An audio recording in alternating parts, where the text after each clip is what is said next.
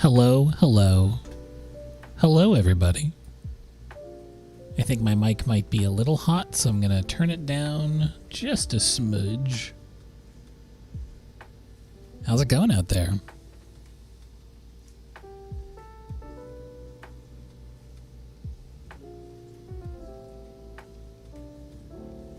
We're making our way across the sea to the Paradise Island.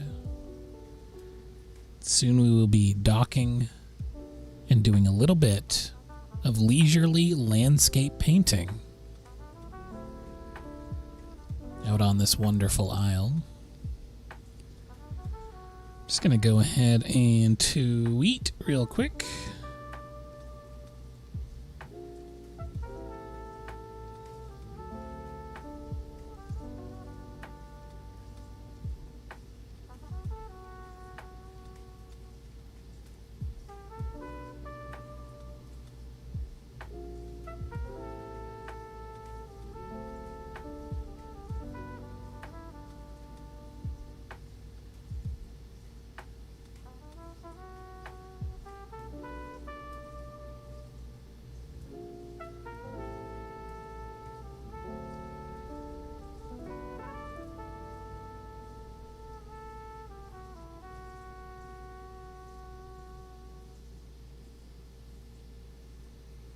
Ooh, now I gotta figure out how to link to this bad boy.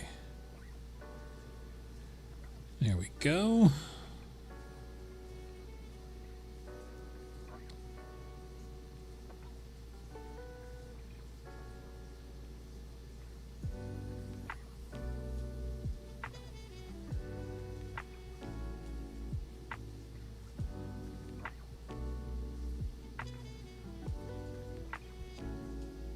Beautiful.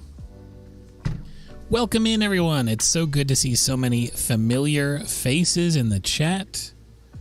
We love to see it. For your nickname on YouTube, I believe it is either changing a channel name or possibly adjusting the Gmail name settings, depending on what's linked to what. And you can also change your little avatar in there as well. Get a little profile pic going on. I wouldn't normally leave my intro screen hanging this long, but I'm very proud. I'm very proud of the new thing I made. This is my Paradise Island. I'm still working on a new stinger for between my scenes, but for now, I've still got the old one, which I love very much. I've got a brand new end screen too, which I'm very excited about, but you will not see that until the end of the stream. I know, the bear emotes, they're gone for now. I tell you, if we do a little bit of steady streaming, if I'm able to turn on the memberships, the bear emotes will be back in full force. In the meantime, y'all are always free. Any newcomers joining us today are always free to come over to the Discord, where we have what many doctors would say is too many bear emotes. I just made a zillion new ones. We've got so many.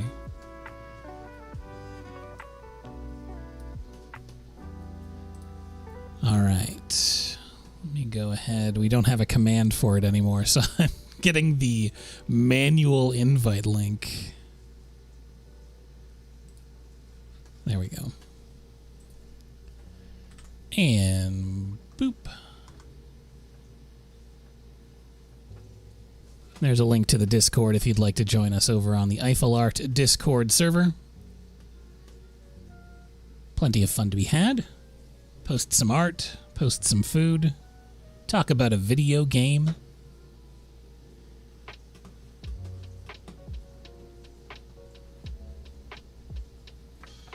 And now we're going to switch over to the art cam, because we are going to do some painting today. Quite a bit, in fact. I'm hoping to get at least 2 pieces done today. But I'll see what I can do. Sometimes I get lost in the sauce. And there we are. New day, new stream, new channel, new me. I'm just a little guy. So I've got some paint here. I'm going to be using gouache again today.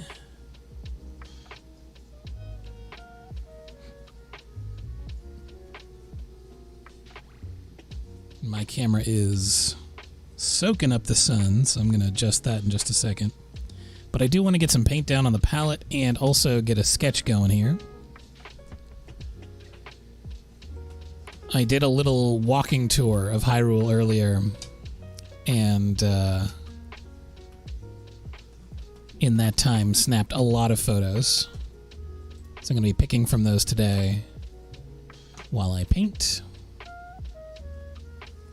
I think the first one I'll do is a creature warm-up, because it's been a while since I've drawn a creature. And we love a good creature here. Block out the basic forms. I'm going to turn down this light just a little bit. Redbird, yay!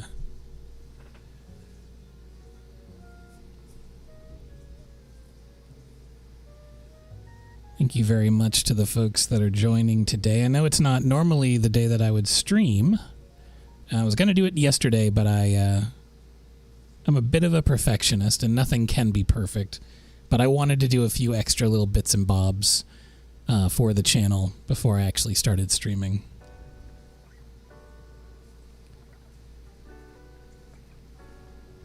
So I've created a few new bespoke alerts for new subscribers, and eventually down the line, new members and all that kind of good stuff.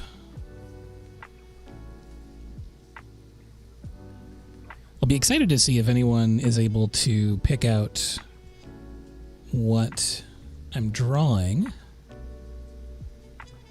Any folks who are deep in the Zelda currently.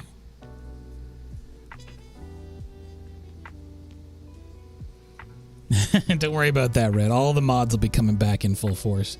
I actually was thinking about that right before I started the stream, and I was like, I don't know how to do that. So I'm going to be looking at a lot of YouTube videos, I feel like, for the next few days to be like, how do I do all the stuff that I already knew how to do before on Twitch?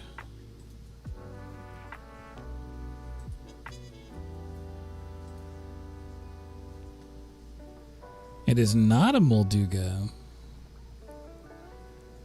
I'll be curious to know if folks have made it to this where this creature is. There's only one place in the entire map where they live, and it's kind of hidden away a little bit.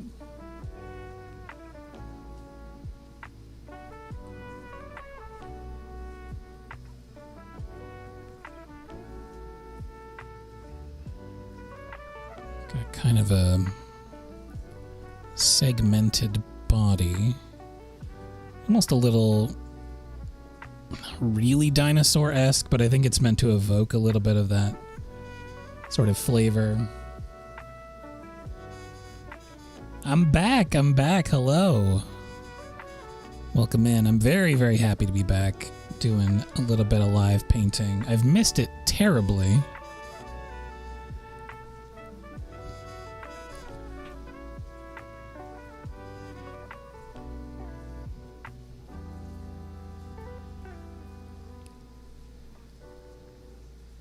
And every time I thought about returning,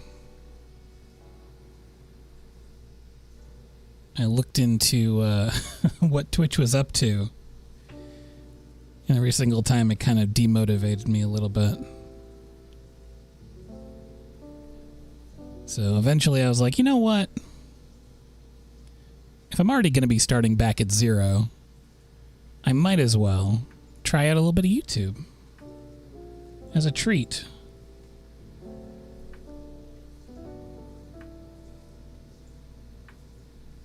Because when I think about actually engaging in art content, a lot of what I take in is on YouTube. So it felt like more of a... I don't even know. I don't think there's many places that are a, quote, safe haven for artists anymore. We can certainly make our own. But there is definitely more of a community, I feel like, on YouTube of artists. It's always very encouraging and inspiring to see.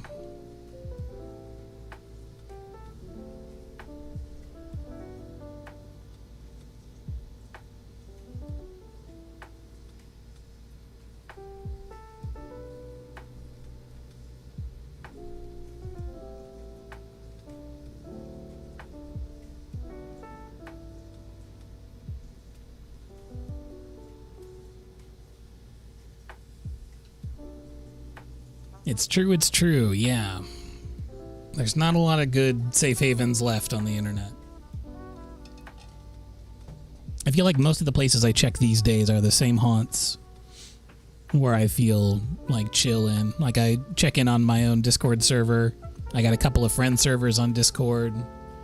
That seems pretty good. But in terms of wide-ranging, sort of global public spaces on social media, it's kind of bad out there.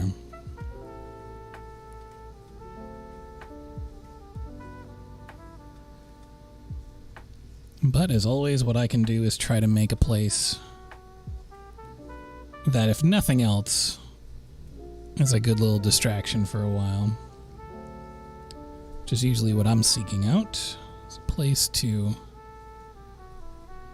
perhaps be inspired and relax.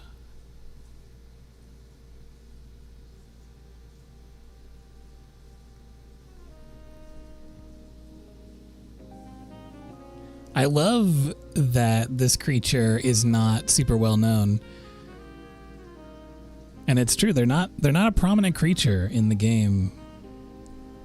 They're kind of squirreled away a little bit. And I believe in the lore, they were thought to be either extinct or they weren't even known about. I forget which one it is.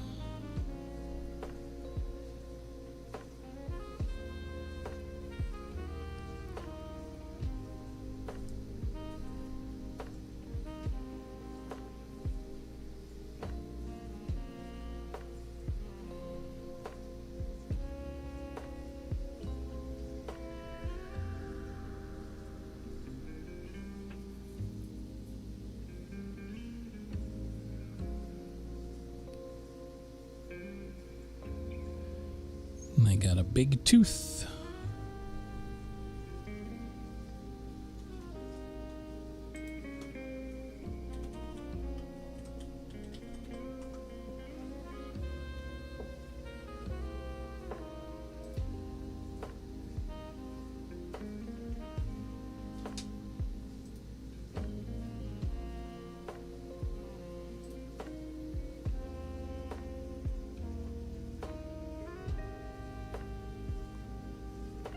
I'm trying to remember what they're even called. They're not like a buffalo. They had some kind of a strange name. I'm going through a big list now of all the animal names in Tears of the Kingdom.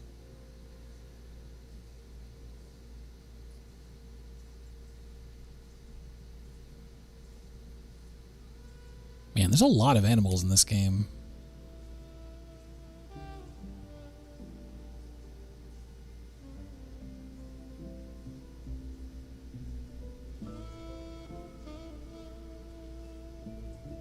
They are called Don-Dons. Don-Don. Yes, Don-Don.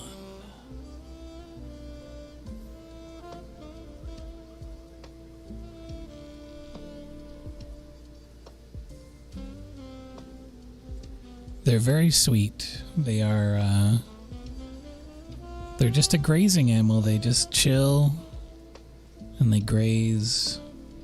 And they like to eat stones. I think specifically lumen stone.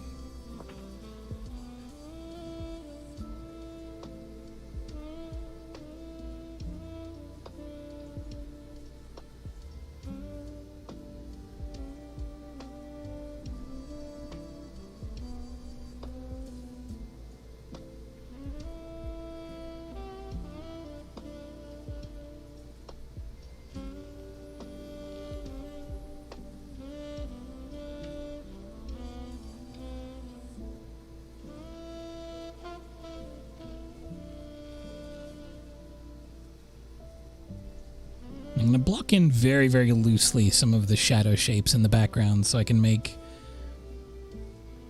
some of the background feel realistic, a little bit nebulous, a little bit kind of hazy, smoky, and focus all of my detail work and high contrast values on the creature itself.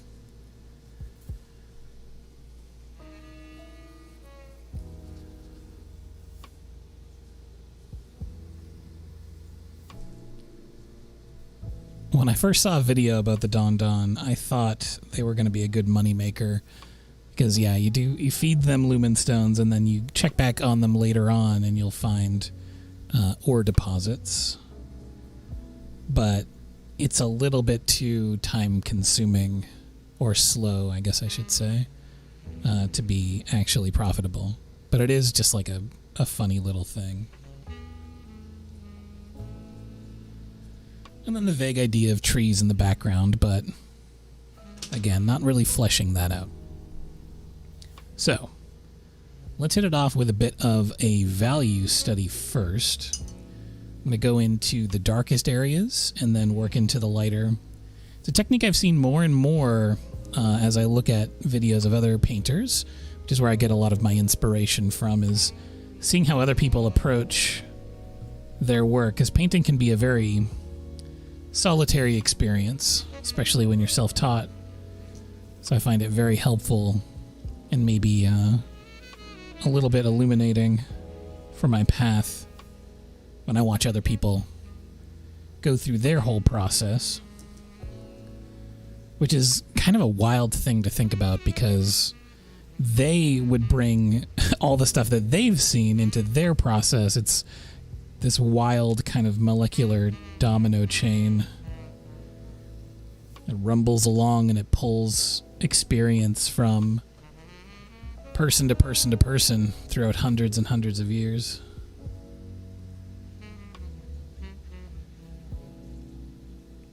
That's right, Pachi. Poop profits. Now, where is my... Okay, so I've got turquoise, I've got a primary blue, I've got my primary red and yellow. I'm going to get a little tiny bit of the Prussian blue, and I also want a neutral tone. As you can see, Prussian blue is very dark and a little desaturated, which is great. And then I'm also going to get my neutral, which is going to be yellow ochre, which I love to use the yellow ochre. It's really, really good for dulling things down, helping things look a little bit more natural, but also slightly smoky.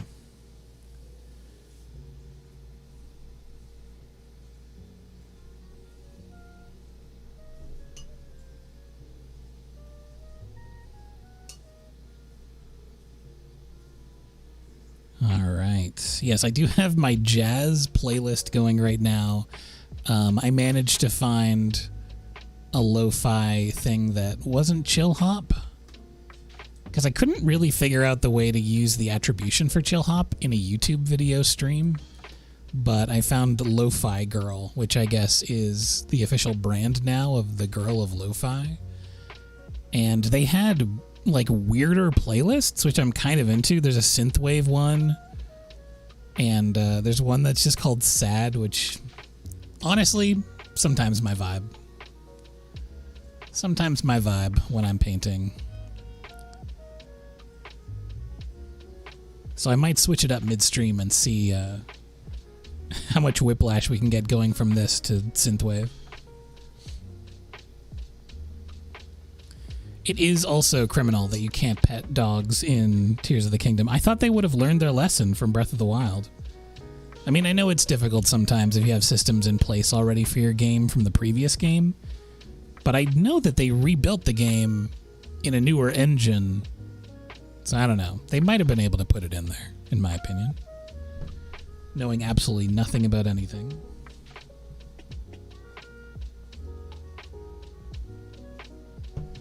All right. So we're going to go in with the darker tones first. This is experimental for me. I do not usually approach my gouache or watercolor this way. So we're going to, I guess, see how it goes. So the darkest tones that I see, it's shadows in the grass. It's also some dark shadows here on the nose of our Don Don. I'm going to go in with not like a pure dark. You know, I don't usually use like a black on my palette, but I'm going to mix a neutral with my ultramarine, or not ultramarine, my Prussian. And I'm going to get a really dark green mixture that's a little bit desaturated thanks to the yellow ochre. And I'm going to mix that together with some red to pull it down even further.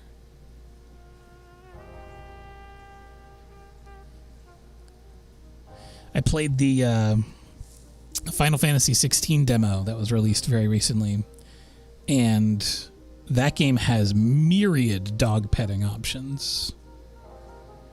Your pet puppy is a very prominent part of that game.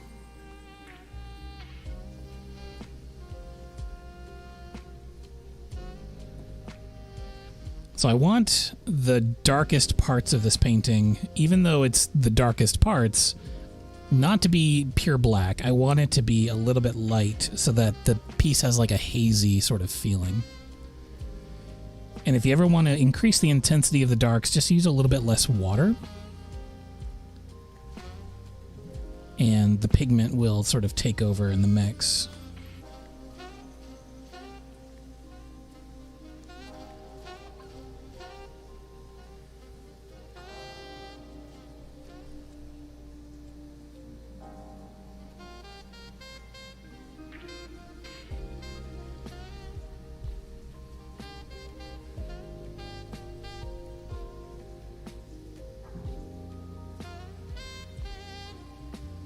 I have to think about sort of the planes of the head when I put in these strokes here, where it rounds over the snoot.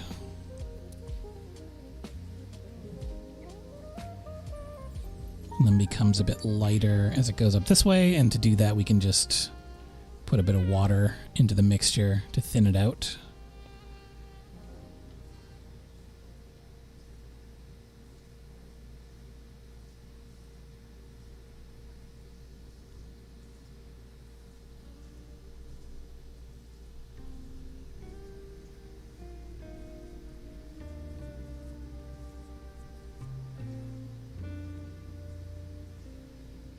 And we got big shadows over these areas here, so I'm just going to kind of take the paint that's already on the paper and spread it up into these spots here along the back ridge, going up this sort of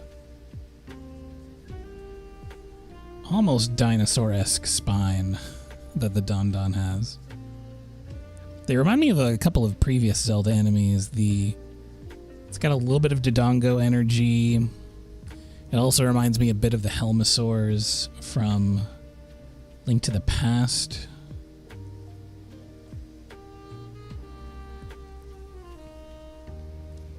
And it definitely has sort of a Dawn fan Pokemon energy. So I'm going to darken up some of the tones. Get a little bit of a texture as it dries as well. I'm using the Arches Hot Pressed, which is one of my favorite papers. Very smooth. Very, very smooth paper.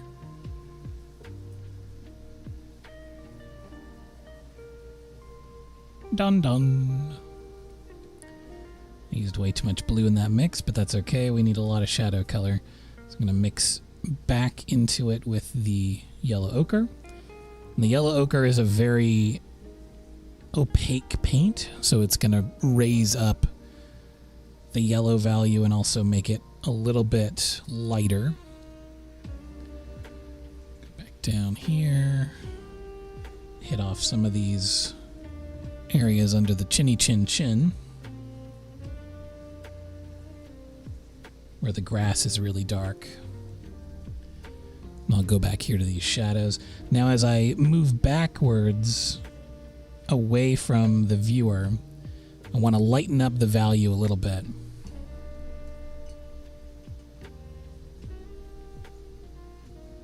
And I want to add a little bit more of that yellow ochre. So it's going to be thinned out, which will lighten it up because it'll be showing the white of the paper. And if I can have a bit of a lighter value, then it'll feel like the creature is occupying depth. There's like space that it's occupying in the painting. So there's a bigger shadow back here. Sort of a big shape.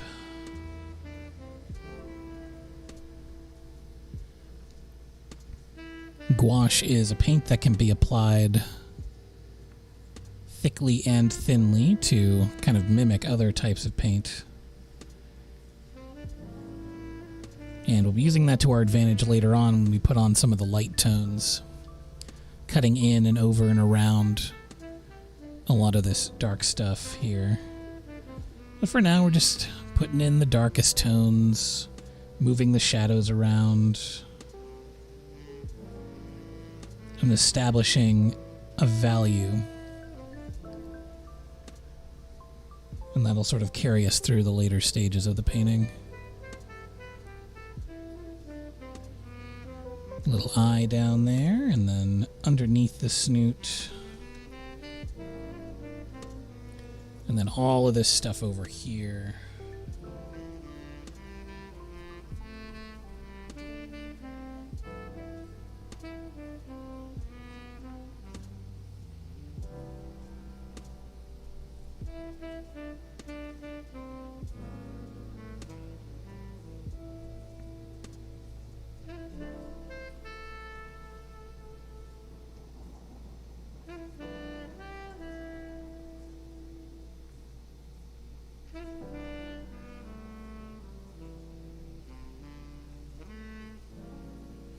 Implying a little bit of grass.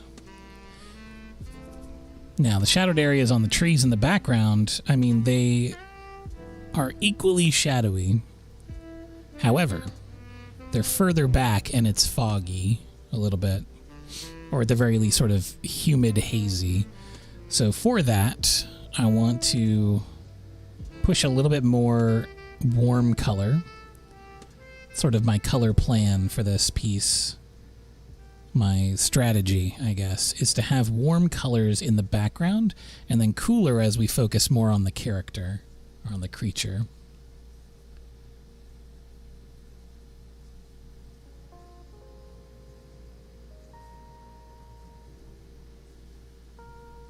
What's the best Pokemon gen after 2? Oof. That's a tough question for me because I'm such a nostalgia fool for Pokemon. Like, I like the newer ones, but I have such a soft spot when I think about Pokemon. So immediately I would be like, well, Gen 3, of course. Gen 3 was one of my biggest hits, but there are probably objectively better Pokemon games out there. I'm not sure. I'm going to block in this big tree with this. I'm going to put a little bit more ochre into that soft mix.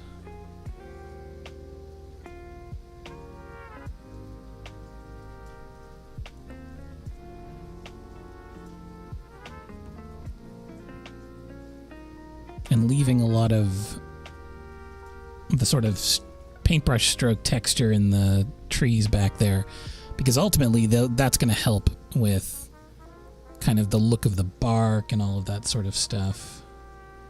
So as I get even further back, I can make it warmer still, since my strategy is to keep the colors pretty warm the further back we go. So I'm going to double down on that by adding some red into the ochre mixture.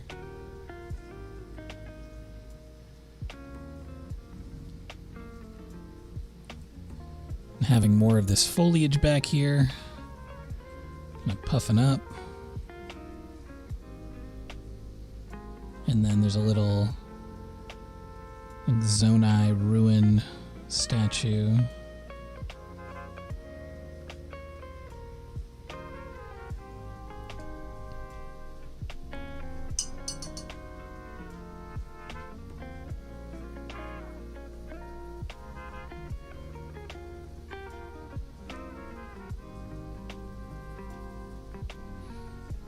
Now, one thing I don't have currently that I'm definitely going to look into getting very soon for YouTube, if it's even possible, I don't actually know that it is some kind of a chatbot so that at the very least it can remind me when to stand up and take a stretch. But I think it's been long enough that I've been sitting that I'm going to say we should take a quick stretch break. And then we will continue to work dark to light on these tones. So let's see if this stretch screen works. BRB in about a minute or so. Don't forget to hydrate, y'all, by the way.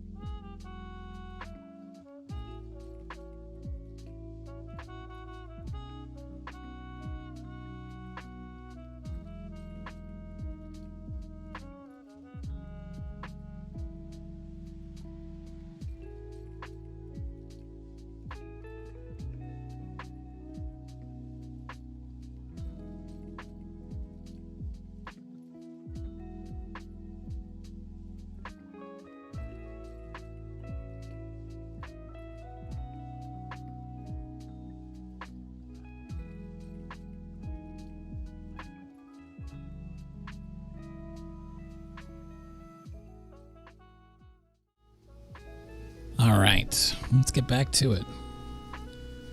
Whew, that stretch felt good. All right, so let's get a little bit more texture on these trees. So now that they're drying, and they dry very fast on this paper, this paper is definitely super absorbent. I'm going to take another dry brush pass at the tree back here and just add a little bit of texture to imply some shape on that bark.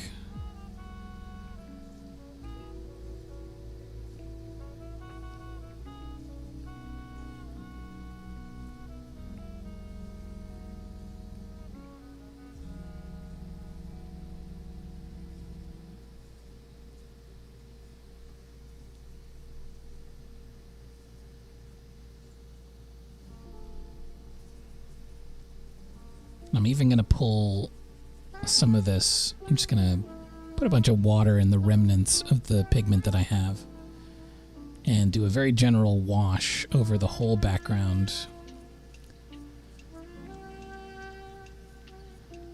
Because I want the lightest areas to appear on the creature itself. I don't want it to be background brightness sort of competing. So I'm going to go over every bit of it and tone it out. And if I want to, I can add highlights back into the background.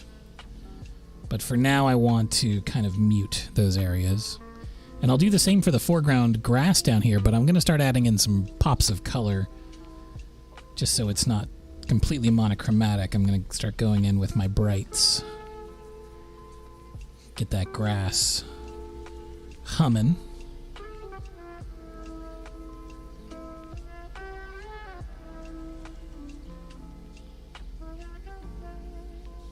I'm just going right over the tone that I've already laid down.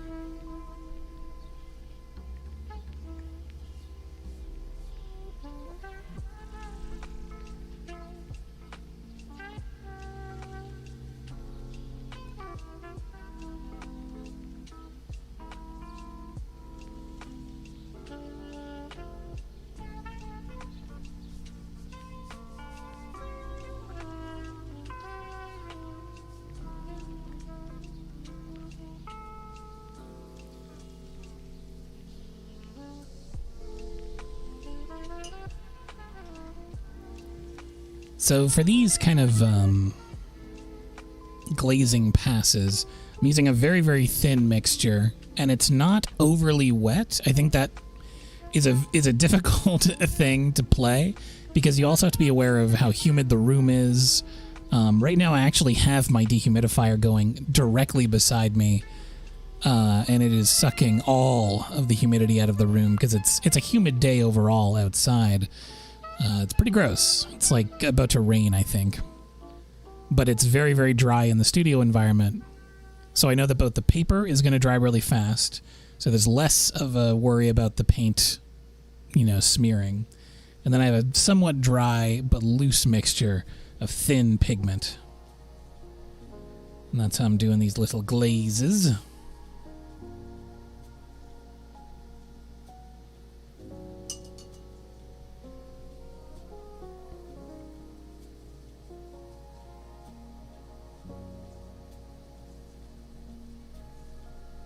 Now, let's continue to move this green, but I'm going to shift the tone now, and I'm going to push more yellow for the ferns growing in the background.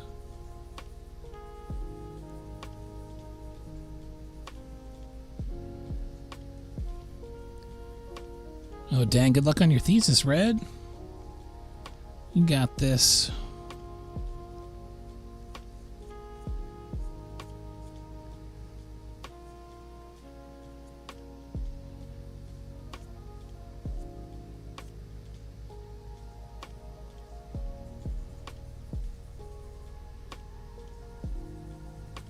Now, I haven't touched the white paint very much, but I'm going to mix it into this yellow-green. And I'm going to push this up into the background to create a bit of a haze or a fog, because the white will add opacity to whatever you mix it into. And it'll also suck out a bit of the color. But I want this sort of overall green haze to mix with the warm tones that I've already laid down with the ochre. And I'm going to mix a bit of ochre and white and a little yellow into what I've already got. And I'll be putting that into some of the other areas just to lighten those up even further. Kind of cut around these shapes.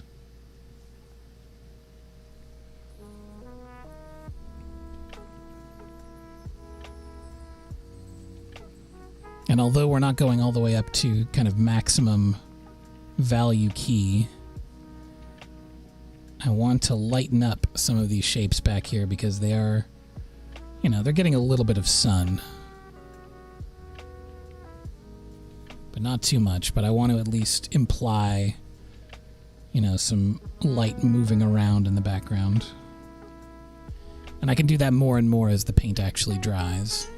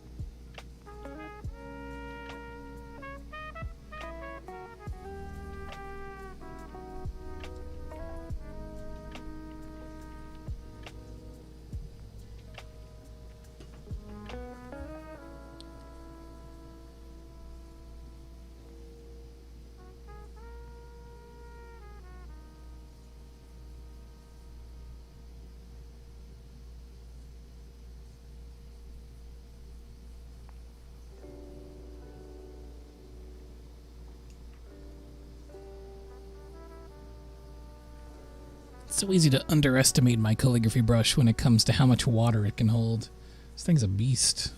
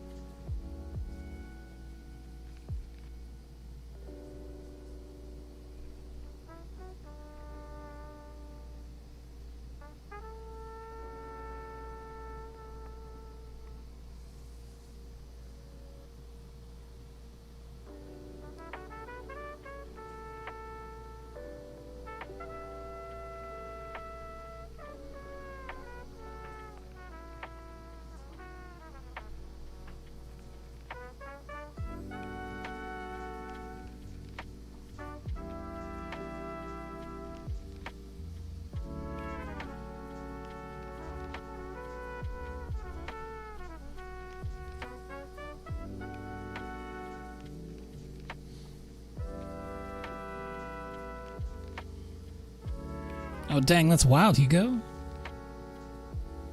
Tips for someone who's starting on gouache. Ooh. I think gouache is such a good sort of beginner paint medium. I mean, it's obviously incredible for intermediate and professional levels as well. But I think it's very welcoming because you can do things like this where you go from dark to light or light to dark. You can treat it like acrylic. You can treat it like watercolor. You know, it's not those extremes, but it is both things. And it's very forgiving.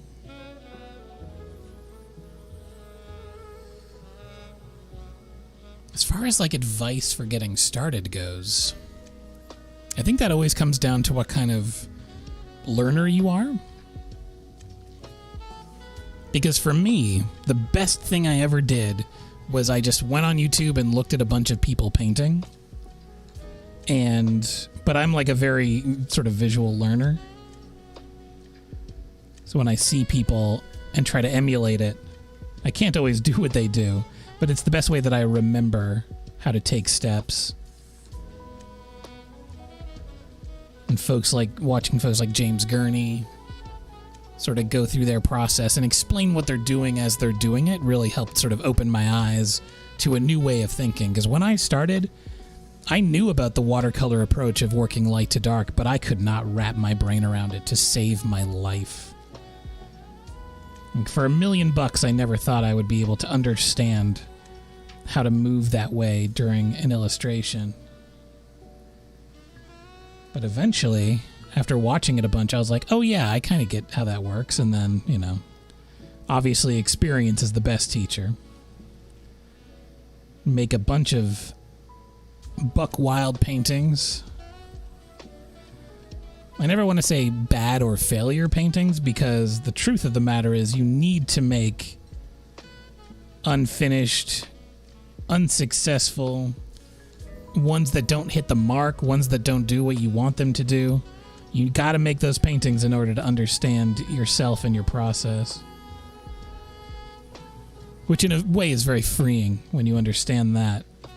Because it's like, oh yeah, I don't have to be burdened by some idea of arbitrary failure. Every single thing that you paint is important.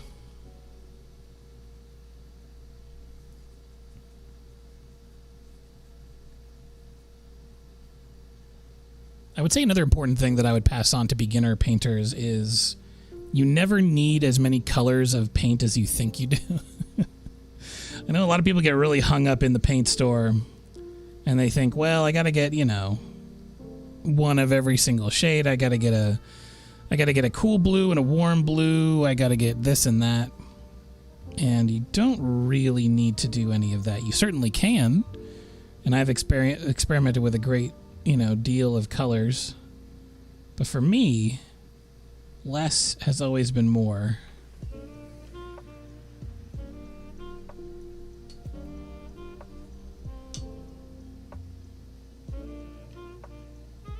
Yeah, go crazy. Go bonkers. Just take the Beyblade cord and rip it. I would say that value studies are, I mean, that has been the advice since, you know, time immemorial. The beginning of painting in general. But truly, like, if you want to do a very inexpensive way to get better pretty darn quick, black and white paint. You only need 2 tubes and mix them together to get all the different values of gray. Doing a swatch like that is actually one of the most genius ways to get really good at mixing values together. Because if you can mix those two in combination to get every single range in between, then you're a dead-eye shot at mixing value. And then putting together different value studies, which I've always been a huge fan of. And they're very effective too, even as final paintings. Like, if you just get black and white in a tint, if you get like a Zorn palette where you have black, white, a very highly pigmented red, and a very dull yellow, like a yellow ochre, you can make incredible studies that have a great deal of depth and value and substance and feel without having to worry about like color matching and all that kind of stuff. And indeed, it gives you a better idea of sort of abstract color matching. You can do things like when you start painting with red and yellow as your primary colors, you go, if I make gray and I put it next to those, the gray is so cold next to those warm colors that it looks blue. And that starts opening your mind to like perceptual color gamut and all that kind of stuff. Which, you know, it all gets pretty advanced or whatever, but I love that stuff. I love the way our minds are tricked into thinking that something looks like something else. Now, I just can't help myself, and I really want to put in this tone on the horn here. So I'm going to do that. I know that technically I'm working from light to dark doing this, but sometimes the heart wants what it wants. I'm going to mix this green into this yellow ochre, into this white. Pull down this sort of bark yellow into the green. Make this dull mixture that I'm going to blend up. I'll do the same thing over here, because this is sort of the shadow color of the light horn.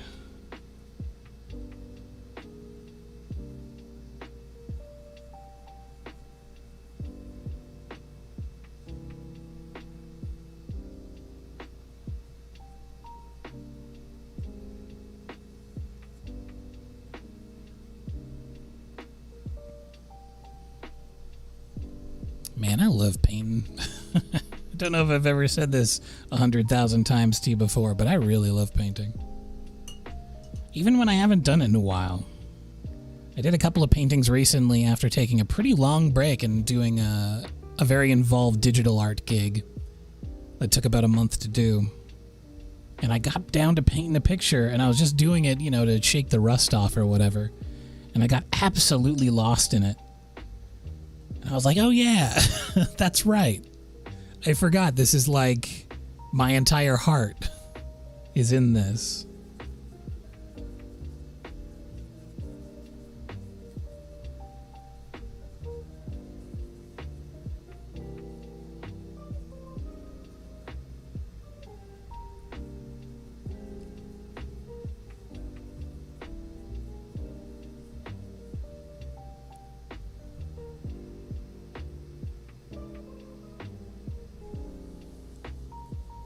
Now, I really want to keep the paper white on the tip of this horn here. That's definitely one of the focal points, and I want to sort of use that to build an arc and then have light here and then a little bit cascading down over the face and maybe just the tip of the eye. And that's not the way it actually is in the reference photo, but I'm trying to push the emotion or the feeling of the sort of mystery and magic of this creature that I feel when I actually look at the screen cap from the game.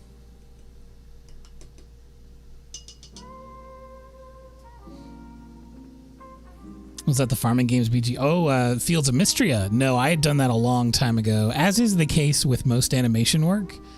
By the time that the public sees it, you had done it like half a year ago. So I think that was quite a few months back that I worked on the Fields of Mystria background. And what a thrill it was to see it in that presentation when I watched the Comfy Direct. I was so happy. Especially the fact, because I didn't know where... I knew the trailer was going to be at that event, but I didn't know where it was going to be placed. And the fact that it was like the last, you know, we've got one last big thing for you to check out, I was genuinely kind of bowled over that it had been selected for that honor. I'm going to use my smaller calligraphy brush for these little details in the background. But first I want to tone in our big friend's skin. And for that, as I said when I did the background, I want to switch to cooler colors for the foreground. So I'm going to be hitting up some of this blue, some of the aqua, and just a touch of red so we can make a cool purple.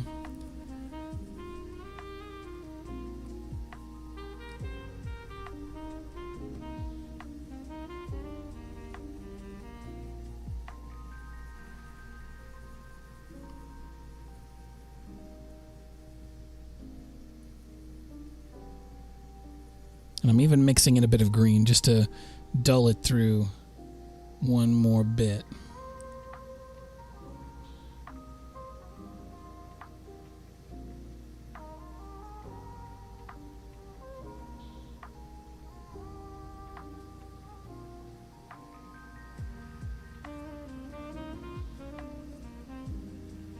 And I can even pull it back up through the shadow area that I painted at the very beginning, because that is long since dried.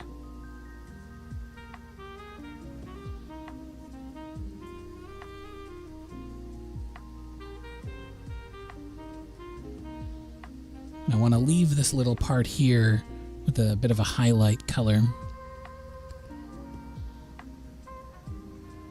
And then this is the skin around the horn.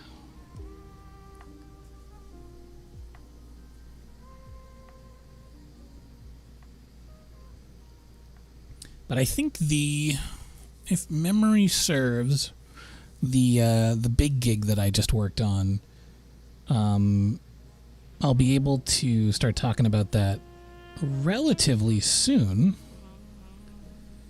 Be sure that I will be yelling loud and clear because I'm very, very proud. I worked so hard for such a long time on it.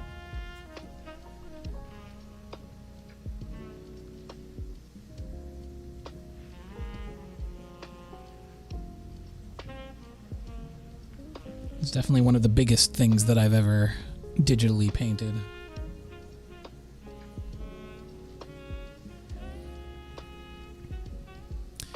Yeah, Fields of Mystery. I had done concept work for them long before they had ever sort of became a thing. I mean, I guess that's how VizDev work goes, but it's been really, really fun to follow over the years.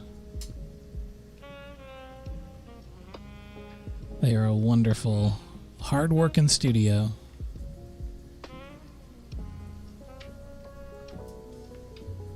And they got some very talented artists working on that game.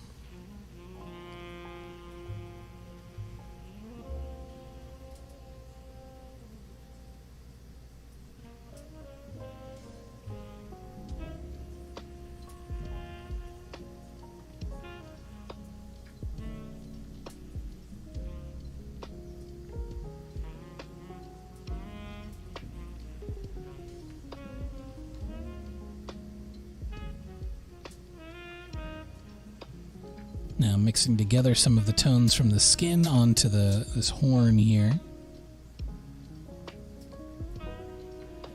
Creating a bit of a backdrop for when I actually put the dark tone. That's going to get a lot darker on those shadows, but for now it's just soft. And now I'm going to lighten the tone up a bit with a bit of white paint for the face.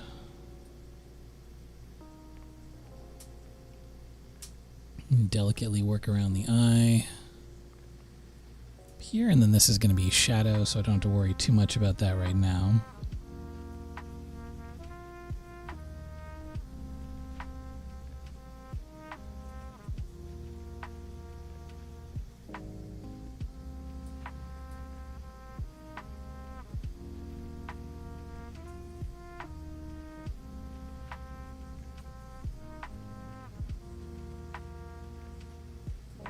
And again, really wanting to fill out any of these spots that are left white, because it's important that the light focus be on a sort of a couple of prescribed areas that I'll be working in very opaquely.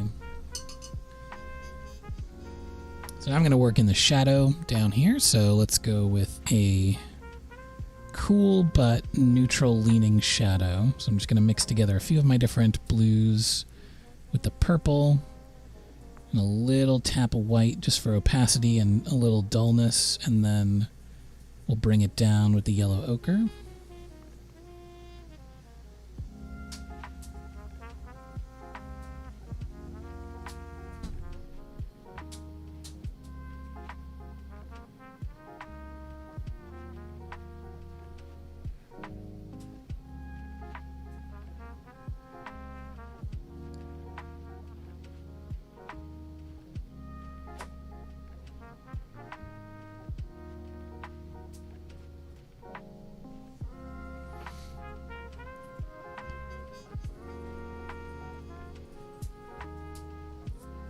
Hey, thanks for stopping by, Pachi.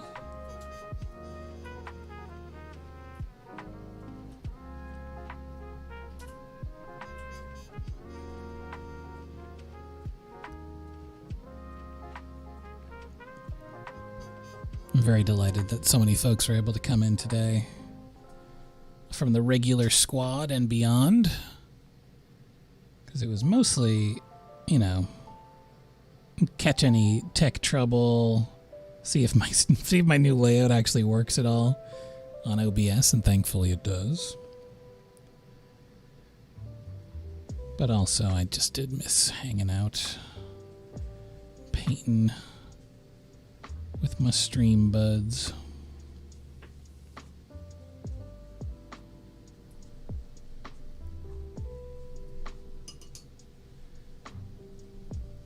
Wowie wow, we're an hour in already. I'm gonna get a sip of my bev and also do a stretch, so let's go ahead and stretch it out once more.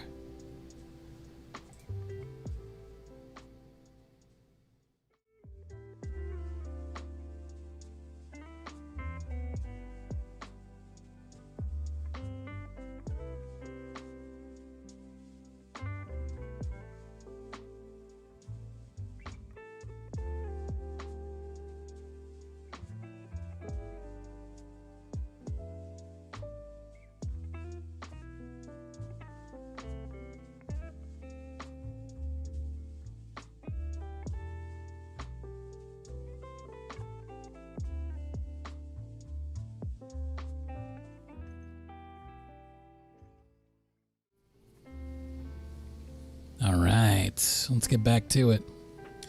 Will YouTube be the regular now? For now, I think. I'm currently easing back into streaming, so I won't be going hardcore or anything full time. But I'm aiming to do at least one nice painting stream with some good, hopefully longer than usual. And yeah, the archive thing is honestly it's a huge thing for me, a very forgetful person who never remembered to either save or upload the VODs because I ended up getting too busy after streams. Like, all of my stream time is dedicated solely to streaming and not really the administrative stuff that goes around streaming. So it's nice that YouTube's just like, yeah, we just saved it. It's in the back room.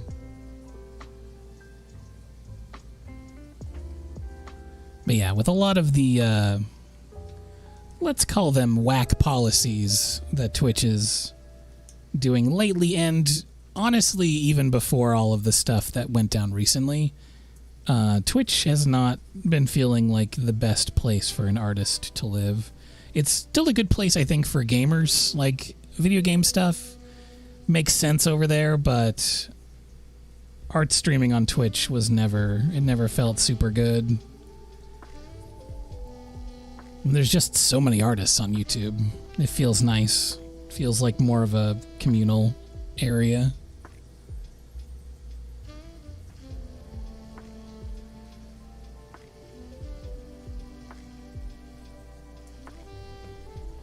Alright, now I want to bring up some of the lights on this piece. I also want to finish fleshing out some of the tones for the horns. So let's go back to the calligraphy brush and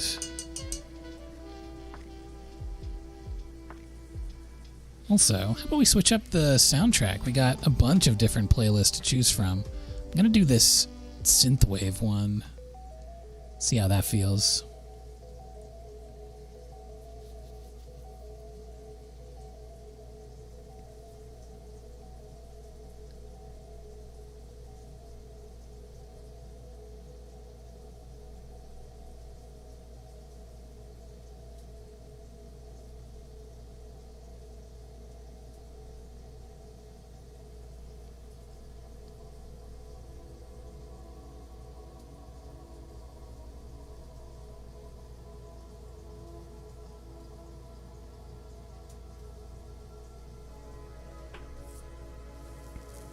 The traditional art community is really, really sweet on Twitch, but I always felt like no one ever streamed around the same time as me, which it felt a little isolating. So it was never that easy to like connect up or like do collabs or really talk to other streamers, which was a bit of a bummer.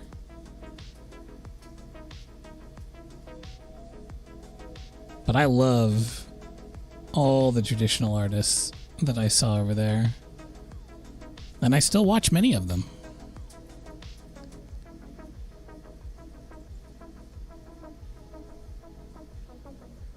Because it is a rare and beautiful thing in general on the internet to see folks painting.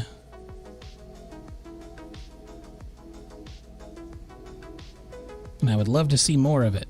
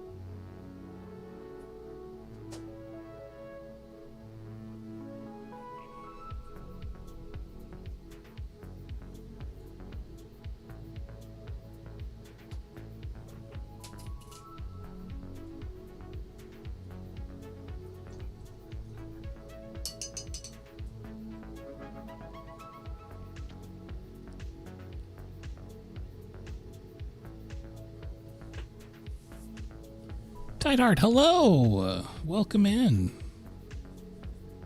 Good to see ya.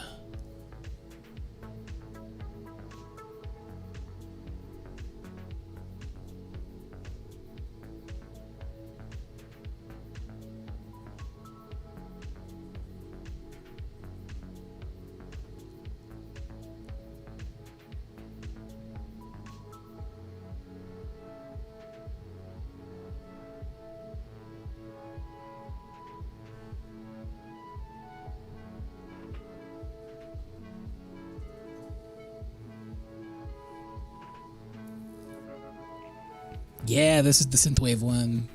It's a good vibe. Very bouncy.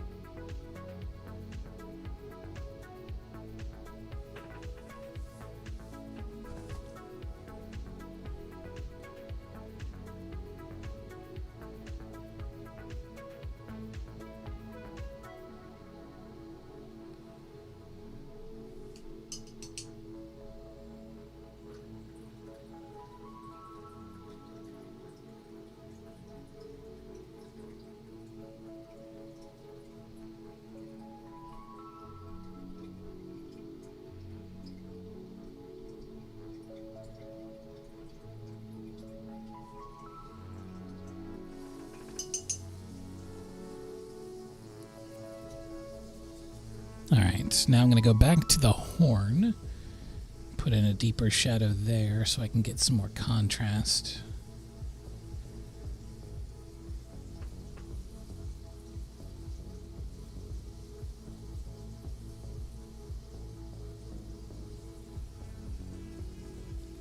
Especially over on this side.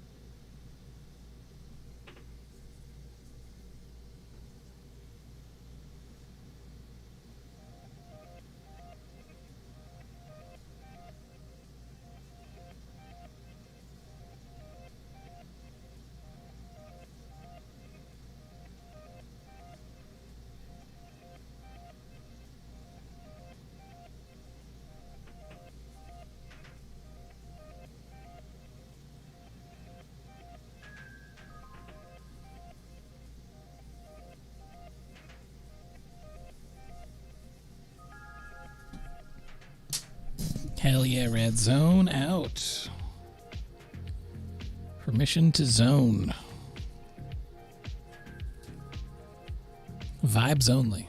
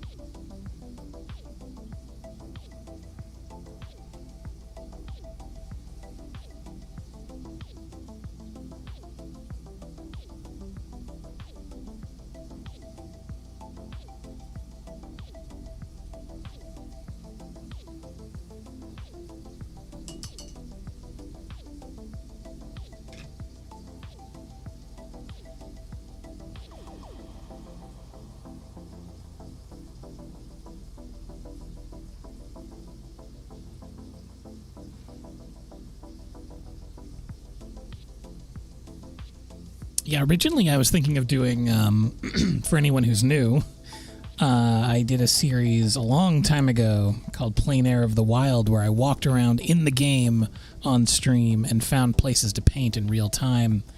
And I thought about doing that today for this demonstration, but then I figured it would be better if I scouted locations ahead of time and took screenshots, just because the game is still pretty new, and I didn't want to walk to a location and show a bunch of spoilers on the way to that location.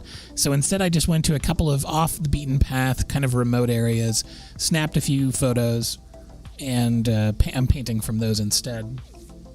Because I was a little concerned that I'd be like, and here's everything you haven't seen in the whole game.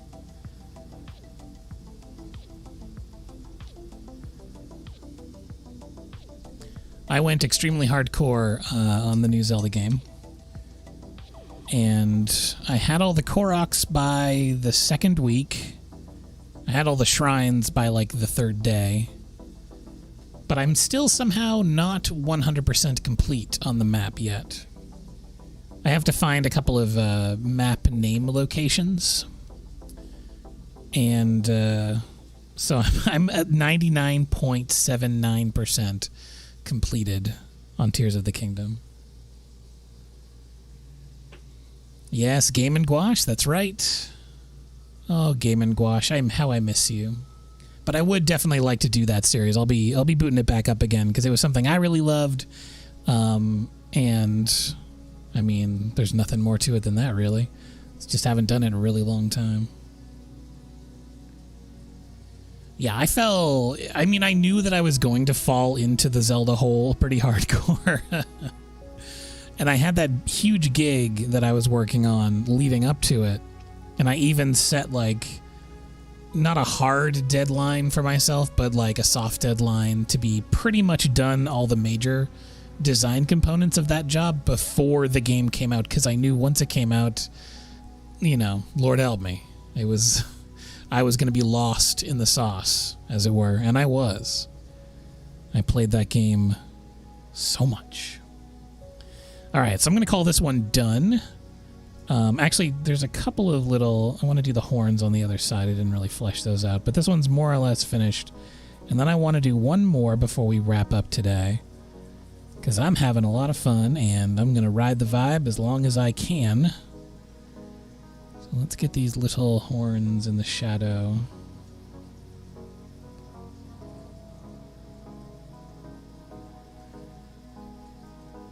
And since I did a creature, it's only fitting, I think, that the next one be a landscape. So we'll do a landscape painting for our next demonstration.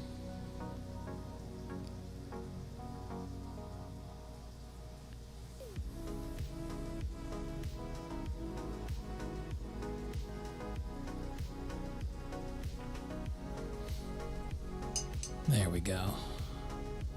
Yeah, this is a Dawn. They live in the jungle. If anyone is curious, I won't give you any more information than that. They're in a very small, specific area. So if you'd like to hunt them down and check them out, they're very cute. They're very, very cute. This one will be up in the store right after the stream is over. As always. But I would definitely like to start doing some giveaways once I start streaming regularly again.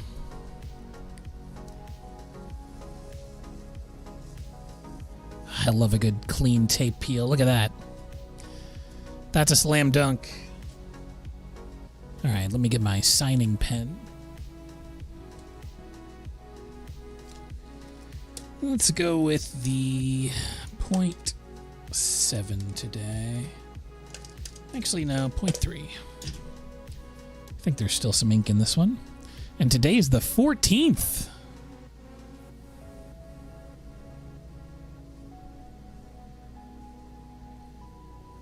The 14th of June. Halfway through June already. Boy howdy, the days just keep trucking. All right, so this little friend is all done.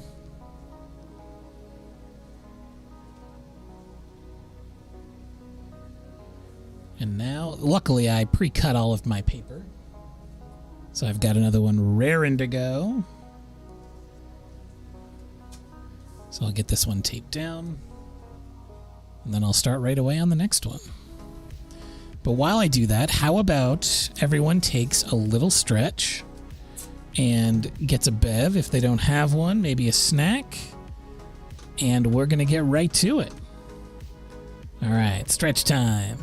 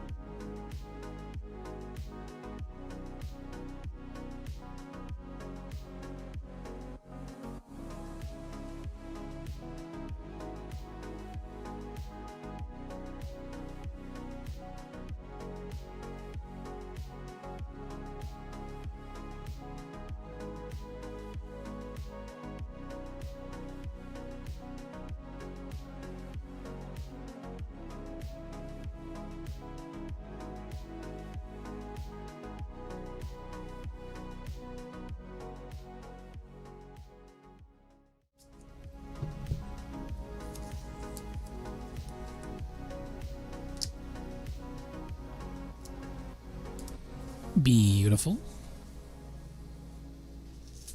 I have absolutely no idea if this affects the algorithm at all, but I hear thumbs up are really good for vids, so if you could smack that guy, I would really appreciate it. I'm going to keep the signing pen up here for later. And please feel free to subscribe if you have not done so already. I have an alert set up for it. A new animation that I made, which I'm very excited about. I do not want to brag, but it's very cute in my opinion. All right, so let's get this palette clean and we're gonna get going on the next one.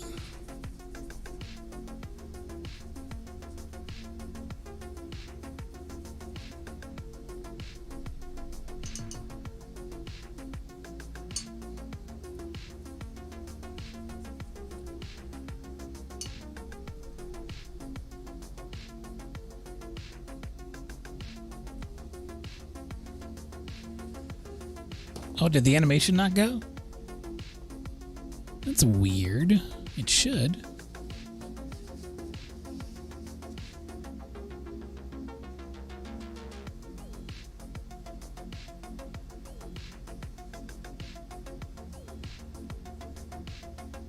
No.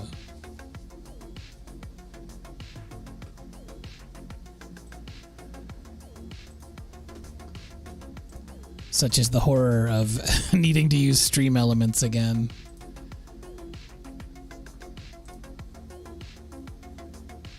Let's see here.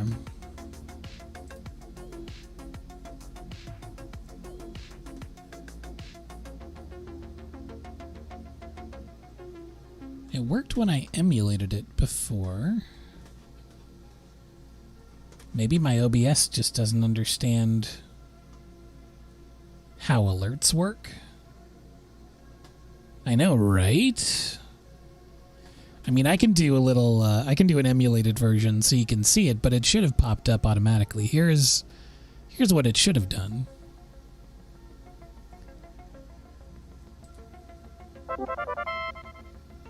Except you are not Andy. You are Jess.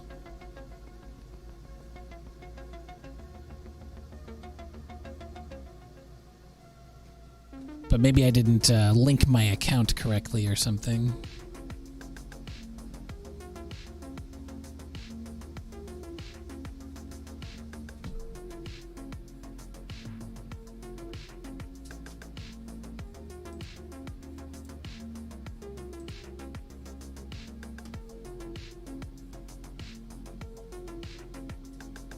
Well, that is exactly the reason why we ran this little tech test today.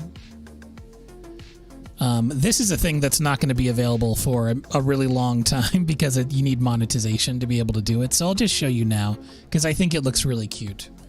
But I also made this little cheers one for when people like donate or tip or do any of that kind of stuff. And it's just a little bear saying cheers with a slushie. Because I like to animate sometimes. All right, let me pick my next one. I got a few different references that I thought would look pretty good. But I'm gonna go with this one. All right. So I'm gonna do a quick sketch and try to get all the things in order here.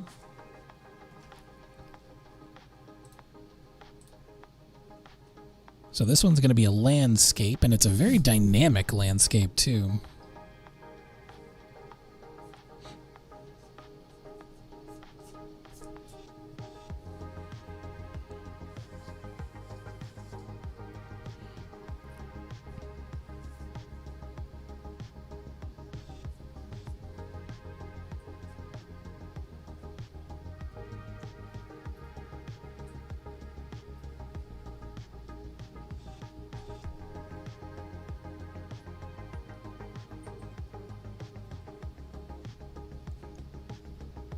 Yes, on the Discord, Pachi did make a really good follow-up drawing of the cheers emote, where the bear standing beside that one at the bar got splashed with all of the drink.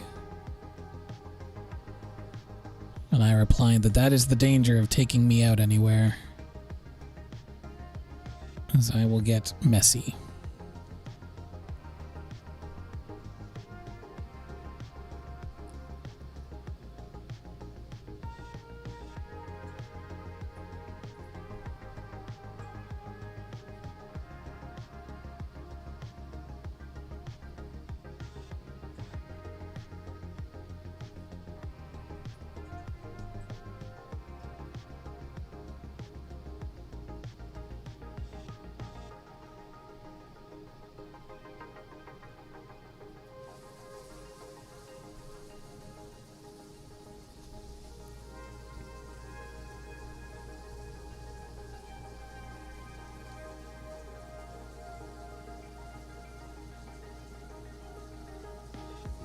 Oh yeah, my little avatar guy. Yes, the body is a separate animation. I'll show you here. I have my, like the animated talking guy, which is through the program Honk.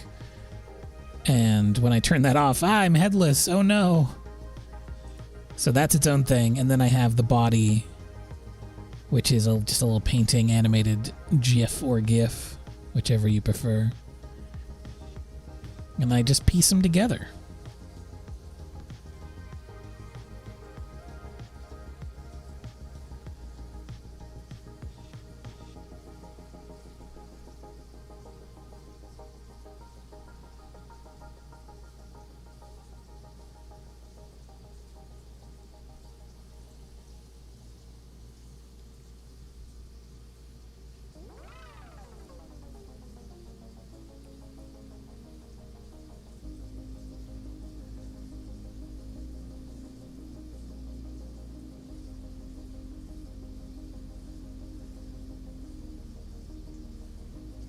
I'm trying to block in most of the regular detail here. But I don't want to go too kind of in the weeds on it, just so I don't get lost in detail that I don't need to. But there are a couple of important spots to hit. This waterfall down here. And then, of course, all of these rounded mountain peaks, which have kind of a grass, mossy section on top.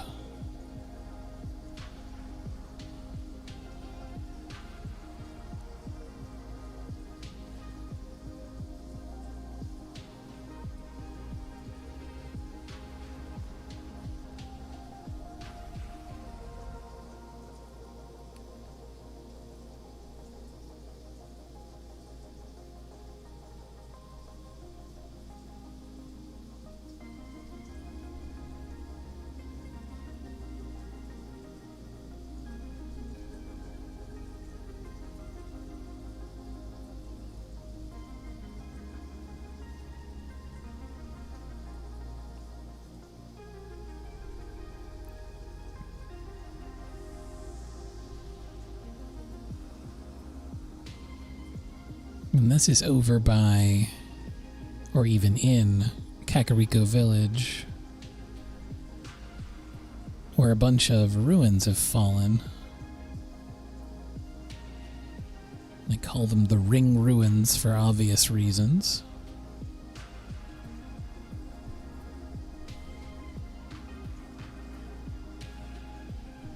Massive stone structures, and this big one, kind of the signature piece of the Ring Ruins, has fallen directly on top of the mountains surrounding the town, which feels very precarious.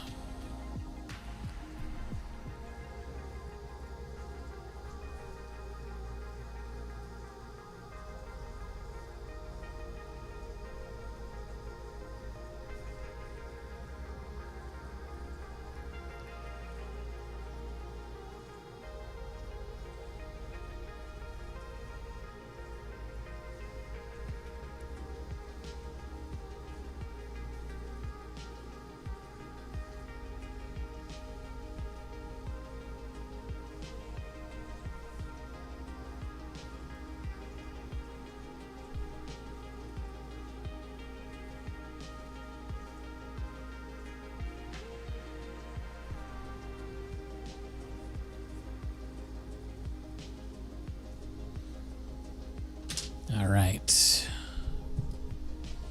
What lighting condition are you going for in this one? Well, it's a good question. When it comes to like kind of the tonal composition of this one, I think lighter is best, slightly backlit. I would really like to do a bright, blazing blue for those distant mountains, because that's something Breath of the Wild does incredibly well, is they get that Ghibli kind of blazing blue for the distant mountains. Yeah, it is hot as heck here today, unfortunately. I'm actually about to switch my dehumidifier over to air conditioner mode, because it is too much. Too much. But I love the central figure. When I was up in these mountains, this really struck me, this sort of strong silhouette. So I need to make sure that there's a separation, even though there is distant mountains back here. As you can see, they carry on the horizon line. I need to make sure that these are light and that this is a medium to dark. Probably more medium, because I still want the atmospheric perspective. So I need to like make sure that I get my values right in addition to my tone. Let's see.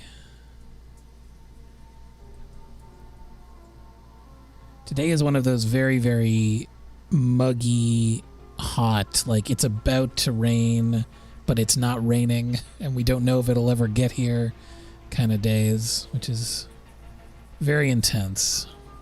So I'm going to do the sky and the mountains. I'm going to do the whole shop in quick succession. So in order to do that, I need a clean brush. Boop, boop, boop. And I'm going to dip into my clean water. And I'm just going to wet down the entire sky area.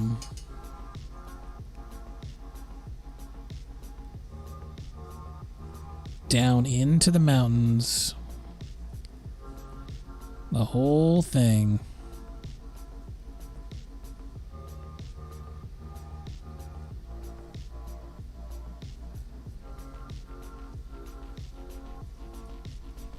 And as I said, it's very dry in the studio, and the paper is also just default style, very, very thirsty. So I'm going to need a lot of water on this one, and it's going to absorb super fast. Another thing to keep in mind when you're doing something like this where there is like a hole in the center of this ring ruin, and this area down below here, I need to keep in mind the concept of a plane, like sort of an area that I'm blocking out. So this background being one chunk, this and this are part of that, so I can't forget them. But I'm going to work really, really quick, so I don't necessarily want to wet those down just yet. I'll work on them separately, but I want to make sure that they match the value of what I'm painting in the background. So they have been whetted. Now I'm going to go in with this bright blue. I've got tons of it on the brush. A little bit of white. And then a bunch more white for the sky. Looks pretty good.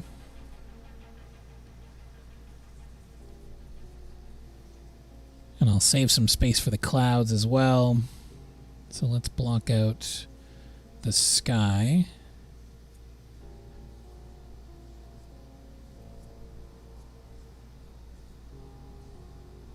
All the way down to where the mountains begin, and even a little down into them is okay.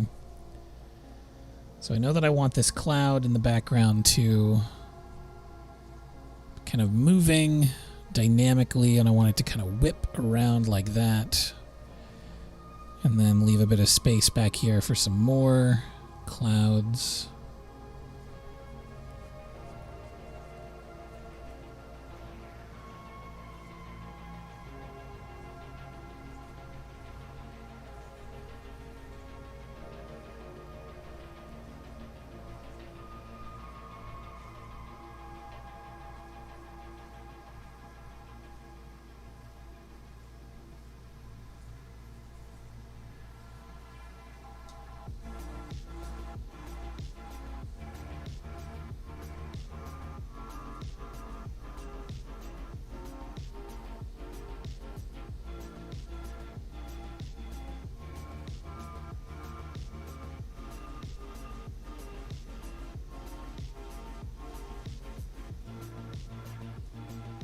Okay, and now I've got that middle area taken care of.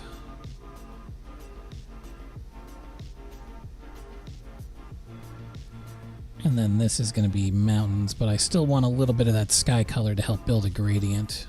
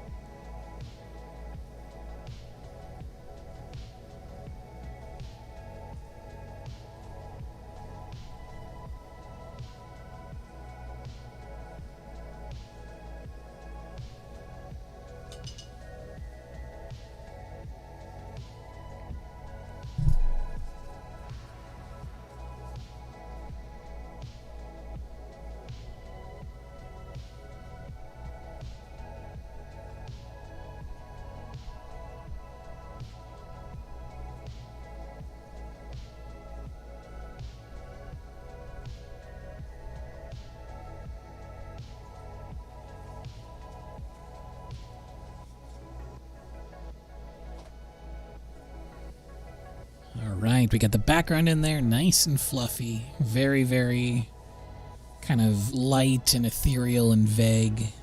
And now we can focus on making the ring ruins and the middle ground mountains very, very sharp. So, still with that distant mountain color, I'm going to mix together some white and some neutral yellow ochre here.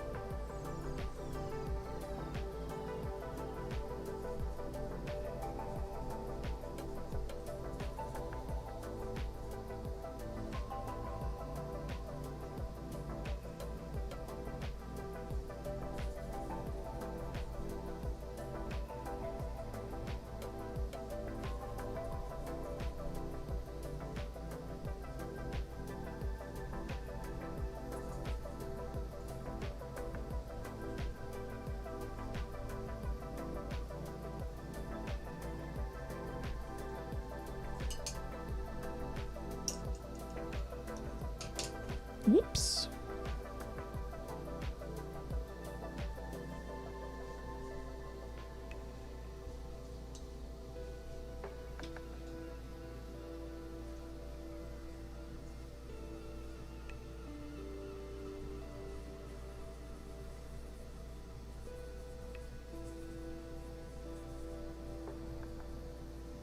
I'm going to keep my shadows relatively blue and light still, because even though these mountains are kind of the middle center focus, they're still relatively far away.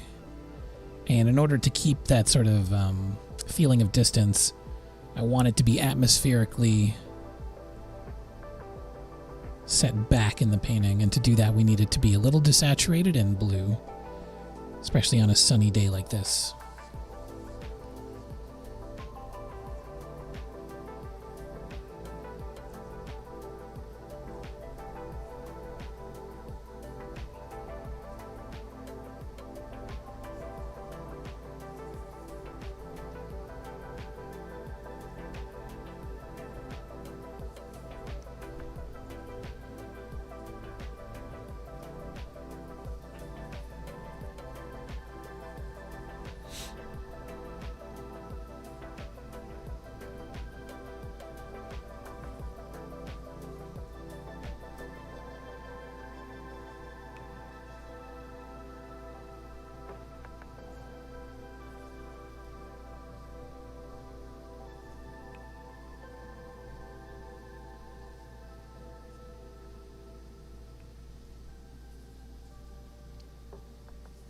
Now I just go around and paint in all of those shadows.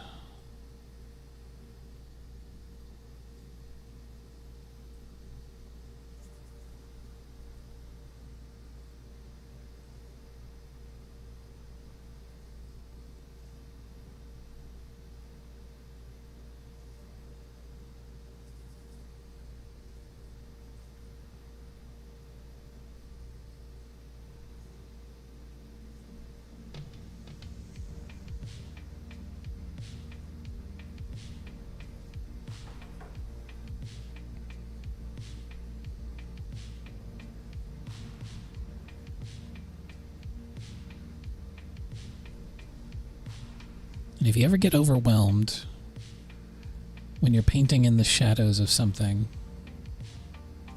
especially a complicated thing like a landscape where there's a lot of different moving parts, just look for the big blocks, look for the big shapes, and focus on those. You can worry about the small stuff later.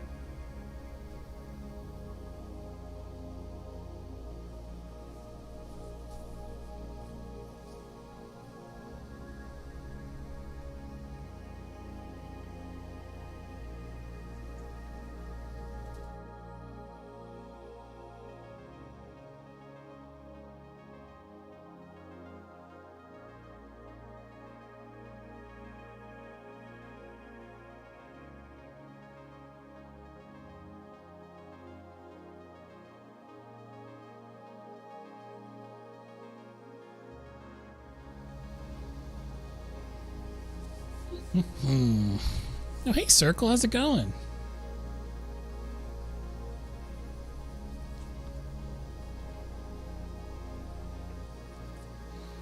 Yeah, I'd say this generally will be the time of day that I'll probably stream in the future.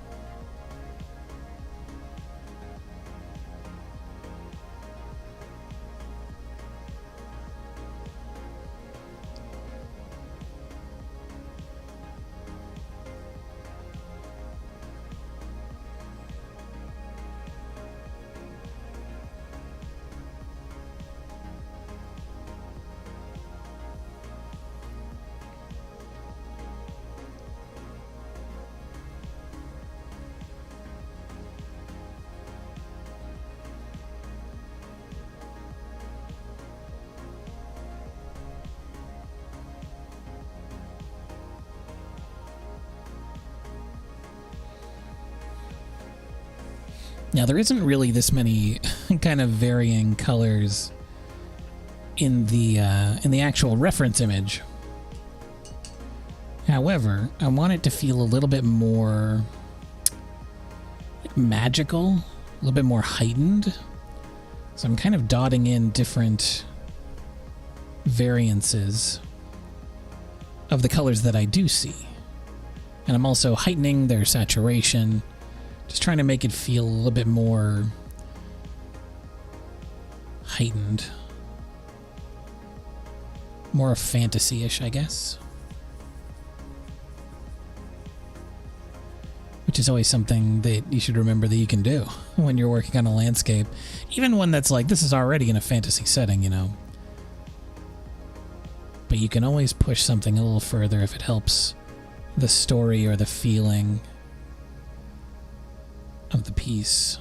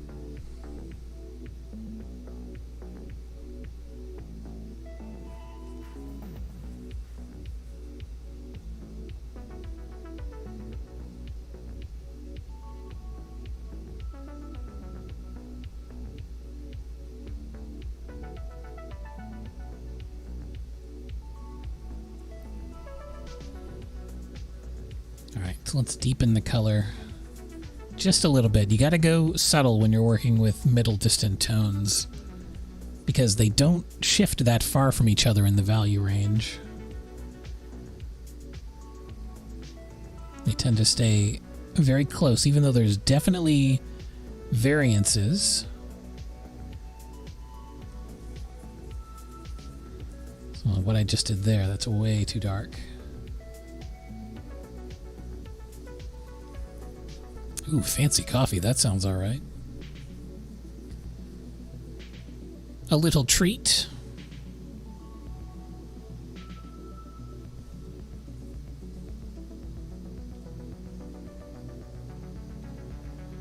And I haven't even gotten to painting the ruins themselves yet.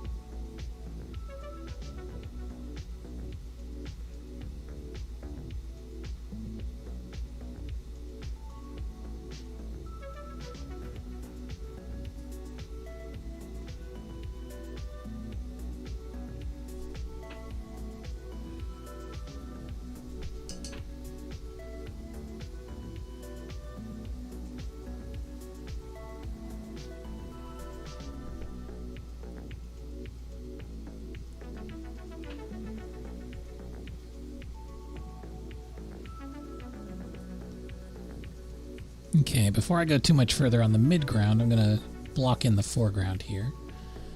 So I get this bright green, and then I need to darken it all the way down. Give myself a better staging here. So let's make a perp, and then mix in some yellow.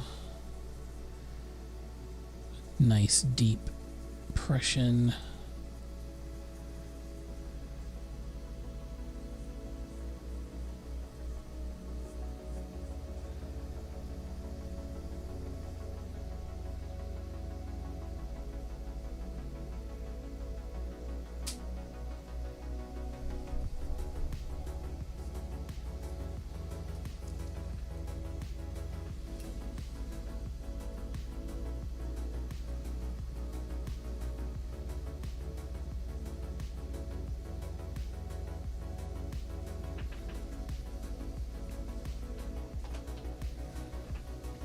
Okay, and now another pass on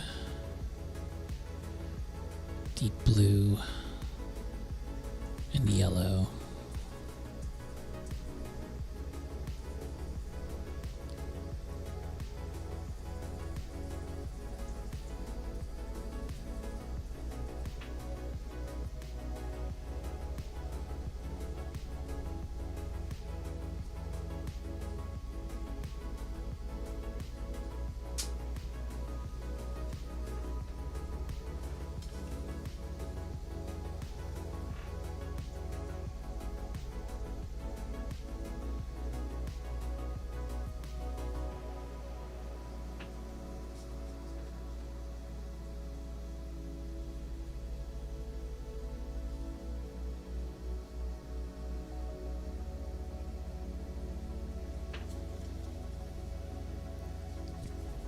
I really love this brush.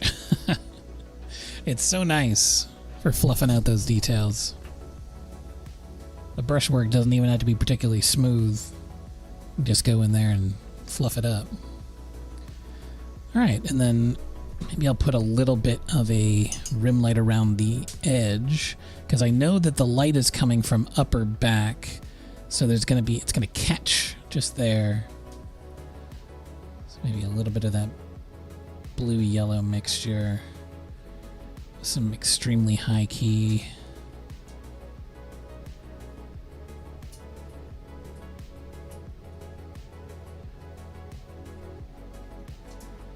And then just pure white.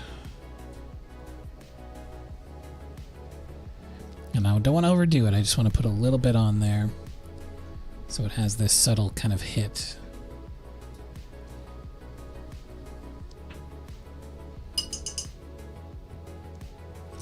Alright, now I can work on the ring. So for that, we're going to have to clean off the palette. So let's go in, clean that palette off.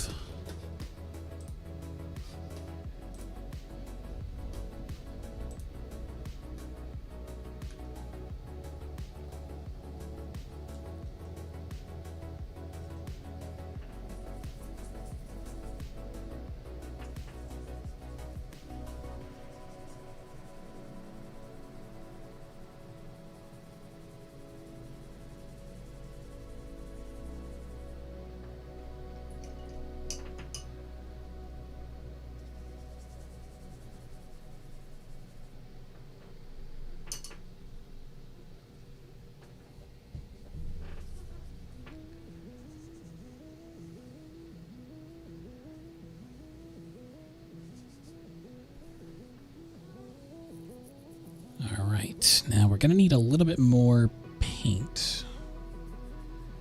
So I've got pink, I've got a little bit of blue left, trace amounts. I'm definitely going to need some yellow.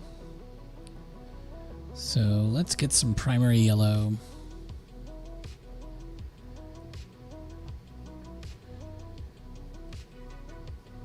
We need a bit more ochre.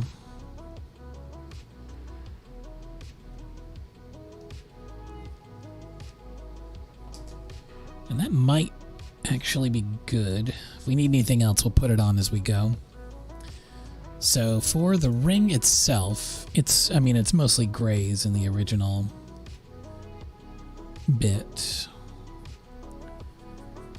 But I'm going to go in with more of a warm tone, and I'm actually going to mix a little bit of warm and cool together, just like I did on the mountains, where it's kind of almost impressionistic a little bit. It's got kind of a scattered light vibe, just because I think that looks pretty cool.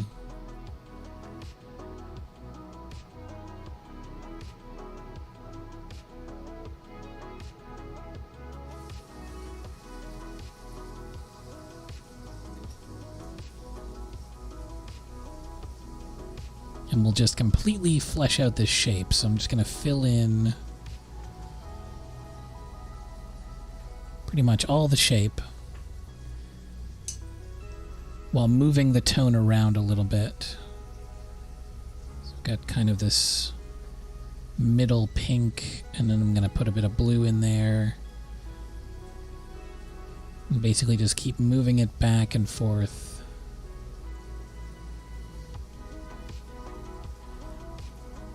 So that my baseline for the ring ruin will have a little bit of color variance built in.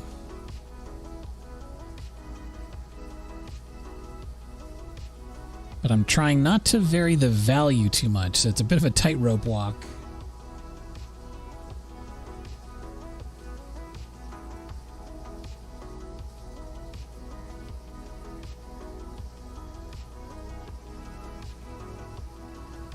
Let's see, I've got that blue and it's very subtly kind of wisping into the pink.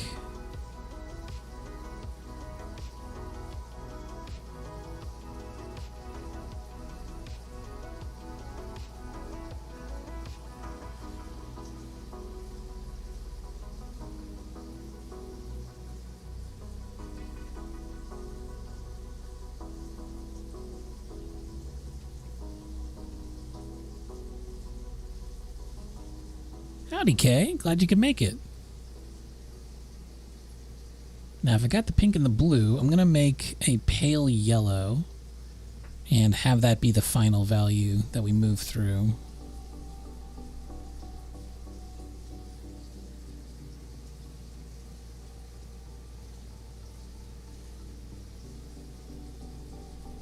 And this one will be much bolder, so I have to kind of blend together. But I just switch up what I've got already on the palette. I mix them and blend them together back and forth. And hopefully it'll look almost prismatic. Make it feel like it's sparkling and catching all the different colors in the light.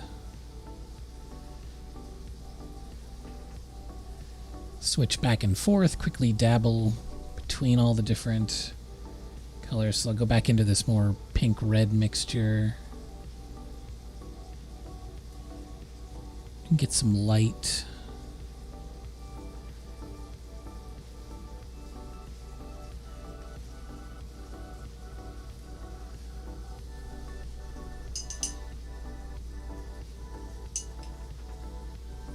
And now I can start working into the darker zones by just adding a little bit of a glaze.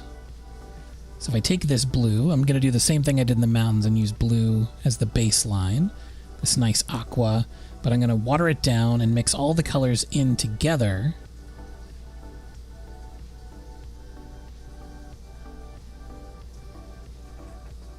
I think in general it's a good idea to take your time with this game. There's so much stuff. There's absolutely so much stuff, and I think if you go a bit too hard, you can burn out on it, which would be a crying shame. I myself went very hardcore, but it was because I was terrified of getting spoiled. I just couldn't stand the thought of accidentally clicking on a thing and having a spoiler be presented to me. But I do kind of wish I had taken a little bit more time. Only because, once you finish it, it's finished. There's only one time that you will play through this game for the first time. And when I think back on games that I wish that I could, erase my memory of playing it and play it again for the first time, this and Breath of the Wild are both on that list, with games like Undertale, a lot of the Final Fantasy games. So when you know that you're in that place, when you know that you're currently playing a game where if you could erase your memory and go back and do it all over again, you would, I think that's a pretty easy way to justify taking your time and really enjoying it and getting the most out of it.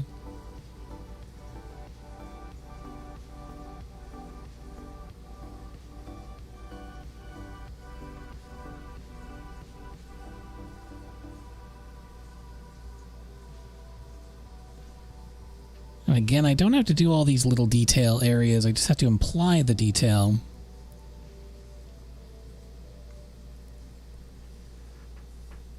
By kind of tapping in with my glaze in the spots where they would cast shadows. And that will imply the shapes and the forms.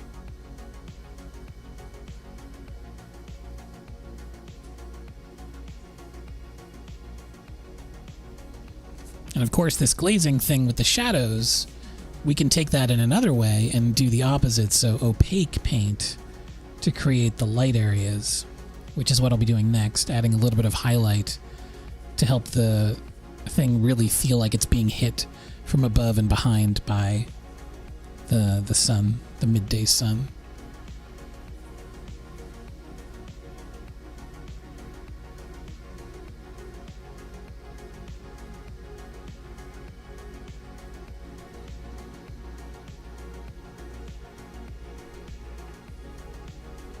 And we've got some scaffolding down here. And this is where the crews are building their little platform so they can come up and study.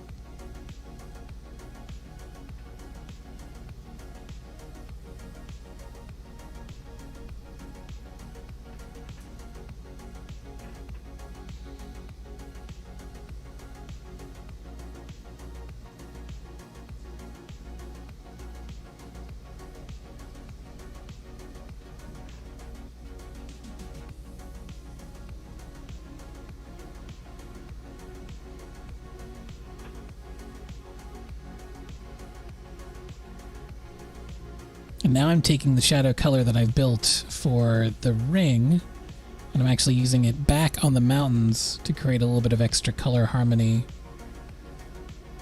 so that they can have a similar kind of value structure, make them feel even more like they're in the same place at the same time.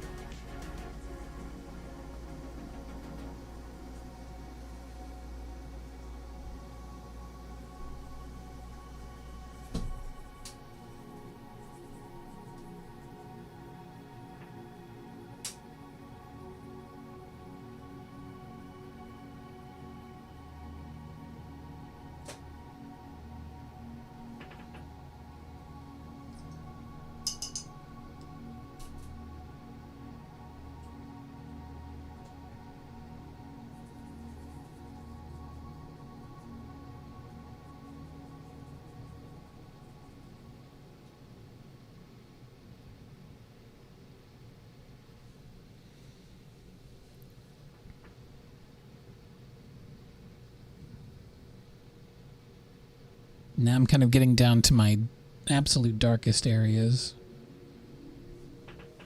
where the ring itself is casting that harsh shadow.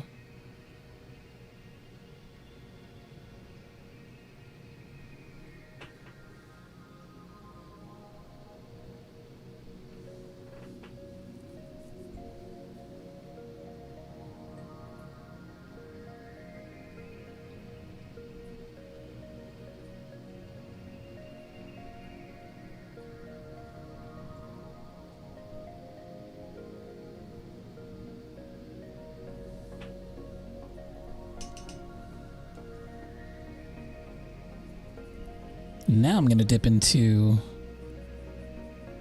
just the white paint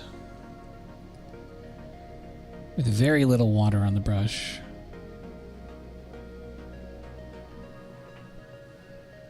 Now we're going to build in a few highlights.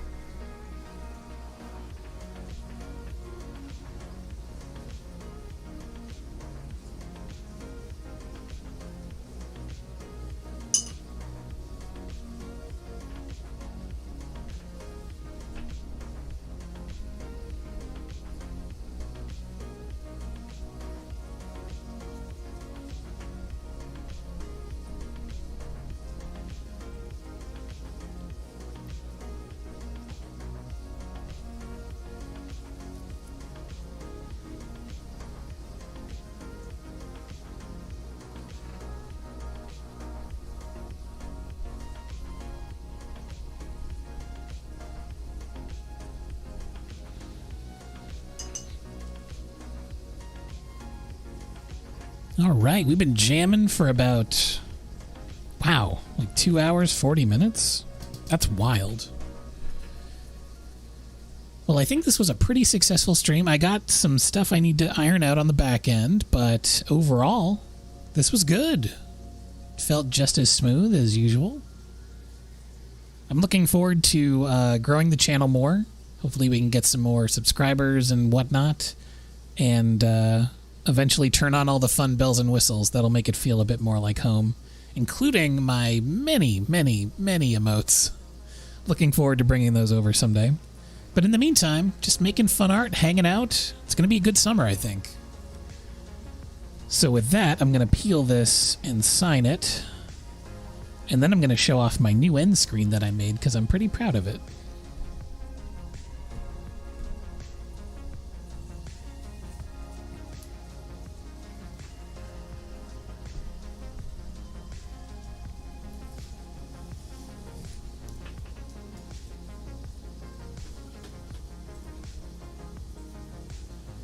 If anyone is new and would like to come over to our Discord, I will post the link for that right here. And you can also be notified whenever I go live over on there.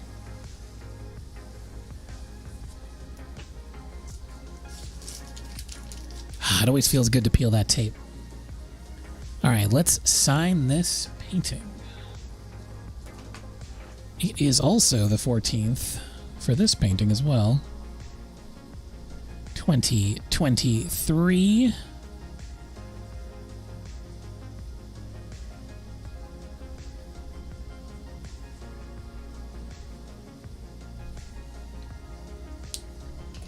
All right. Let me get the other one out so we can look at the stuff we did. I'm going to move this off to the side. Look at that. Got a lovely Don. We've got the Ring Ruins near Kakariko Village. Another fun hangout. I will see you the next time that I do this. I'm not sure specifically what day it will be, but it will be around this time. And as always, if you are subscribed to the YouTube channel, you will see that little thumbnail a good 24 hours in advance usually. Which is one of my personal favorite things about YouTube and making the switch. Twitch does not have that. So I'm really excited. Come on back next time. Check us out on the Discord. Thank you for stopping by. Now check out my new end screen. Chill with the fireflies. Let's go.